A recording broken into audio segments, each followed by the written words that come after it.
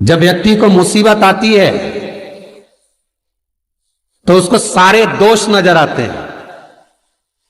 जरा पंडित जी देखना, मुझे पितृदोष है। क्यों? बहुत तकलीफ में है, बहुत कष्ट में है, बहुत दुखी है, बहुत तकलीफ में, बहुत कष्ट में, बहुत दुखी है। देखिए जरा, पितृदोष है। पंडित जी बोलेंगे पितृदोष तो नहीं है।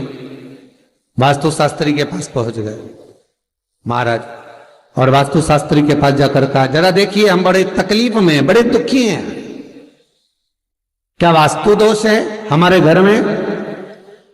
क्या हमारे घर में वास्तु दोष है क्या? देखिए जरा। तो फिर वास्तुशास्त्री ने कहा, घर में भी कोई वास्तु दोष नहीं है। तो फिर इतना दुख काहे से है, इतनी तकलीफ काहे से? आप जो परमात्मा का भजन करोगे, कीर्तन करोगे, नाम जाप करोगे, स्मरण करोगे, कर्म अच्छा करोगे तो ही तो ठीक होगा।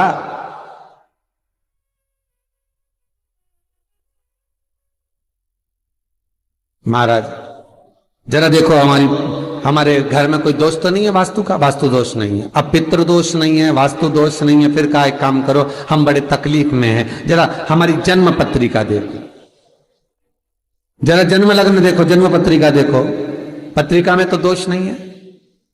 अरे भाई, जब व्यक्ति का मुसीबत का समय आता है, दुख का समय आता है, तकलीफ का समय आता है, तो वो पितृदोष देखता है,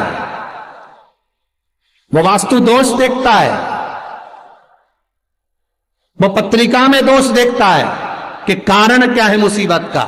बस दिक्कत एक ही है कि वो अपने कर्म में दोष नहीं देखता कि मेरे ये पितृदोष, ये वास्तु दोष, ये सारे दोष तो बात के हैं, पर सबसे पहला दोष है कि जो कर्म करा है वो कैसा करा, उसके अनुसार मुसीबत आई है, उसके अनुसार हम दुख झेल रहे हैं।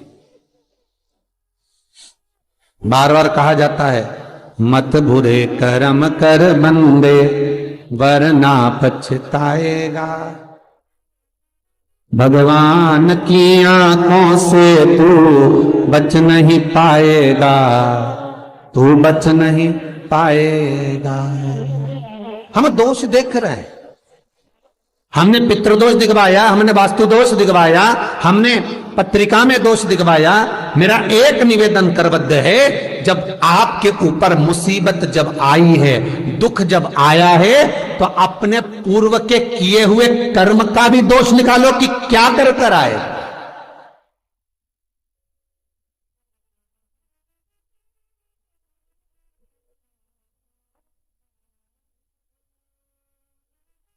पत्रिका दिखा करके केवल वो पत्रिका का दोष मत निकलवाइए, वास्तु का गलती निकालकर वास्तु का दोष ना निकलिए। महाराज अगर पितरों का भाव निकालकर पितरों का दोष ना निकालिए, पर एक दोष अपने भीतर भी है, वो कर्म का दोष है। कुछ अच्छा करा होगा तो भगवान आपके जीवन में थोड़ा तो सुख लिख ही देगा, थोड़ा सुख तो लिखेगा। और यदि बेकार कर्म किया है तो कहीं ना कहीं दुख तो उसने लिखा है कर्म का। मत बुरे कर्म कर बंदे वरना पछताएगा, भगवान की आंखों से तू बच नहीं पाएगा, तू बच नहीं पाएगा। अरे ओ अज्ञानी मत करना दानी। महाराज कर्म का दोष जरूर देखें, पितृदोष बाद में देखना, वास्तु दोष बाद में देखना, पत्रिका में दोष बाद में देखना, पहले अपने कर्म का दोष देखिए।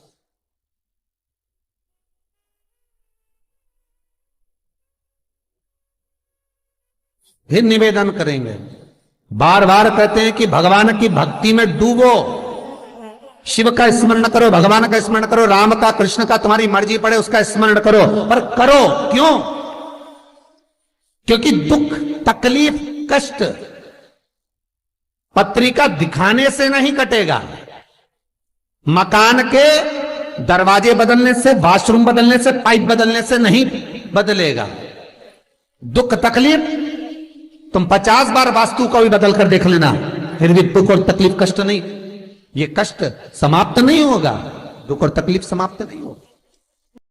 किसी से तुमने बेवकूफ बनाकर, मूर्ख बनाकर, किसी को व्यापार में, व्यवसाय में, कोई काम में किसी को मूर्ख बनाकर, बेवकूफ बनाकर, सीधा था समझ नहीं पाया, उससे तुमने 10,000, 20,000, 1 लाख, 2 लाख, 5 लाख, 10 लाख तुमने ले तो लिए और खुश भी हो गए कि मैंने उससे ले लिए। अब वो मेरा क्या बिगाड़ लेगा? आए लेने के लिए, भला क्या बिगाड़ लेगा? और वो आया, उसने कहा भैया तुमने मेरे पैसे ले रखे हैं, दे दो ना। भैया उस समय पर जब मेरे पास था मैंने आपको दे दिया था, अब आपका काम हो गया ना, दे दो। अब आपके पास में पूंजी आ गई ना, दे दो।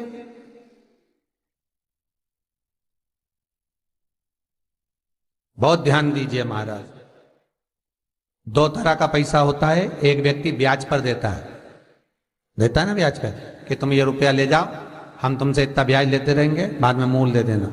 और एक व्यक्ति वो होता है जो अपनेपन से, प्रेम से, अपनी करुणाता से, अपनी पहचान से, अपने हृदय से, अपनी चित्तवृत्ति से, अपने दिल से जब प्रेम बढ़ जाता है, स्नेह बढ़ जाता है, तो कह देता ले जा 2 लाख, 4 लाख, 5 लाख, काम निकाल ले, बाद में दे देना। पर व्यक्ति इतना विचित्र हो जाता है कि जिससे ब्याज पे लिया है उसका तो पूरा ब्याज देता रहता है, और जिसका बेचारे का देना है उसका दे ही नहीं पाता।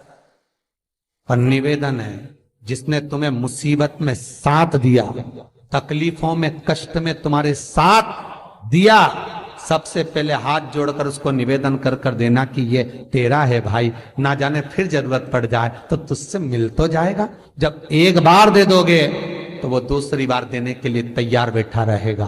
पर तुमने जब सोच लिया, विचार कर लिया कि मैं तो खा रहा हूं, निगल रहा हूं, तो फिर जब नियत में खोट आ गया तो फिर वो कुछ नहीं करेगा जिसका तुमने पैसा खाया, वो कुछ नहीं करेगा। अब तो वो करेगा जिसने इसके माध्यम से तुझे दिलाया, उसको कुछ नहीं करना। जब कष्ट पे कष्ट आया, दुख पर दुख आया, तकलीफ पर तकलीफ आई, सारी पत्रिका दिखा ली, पितृदोष की पूजन करा ली, वास्तु बदलवा लिया, सारे काम कर लिए, तो भी दुख नहीं मिटा। तब गुरु के पास गए, पर गुरु भी क्या बोलेगा? यही बोलेगा कि और थोड़ा सा देख लो। पर कष्ट मिटेगा कब? जब कर्म का दोष मिटेगा। जो करा है उस दोष को भी तो मिटाओ।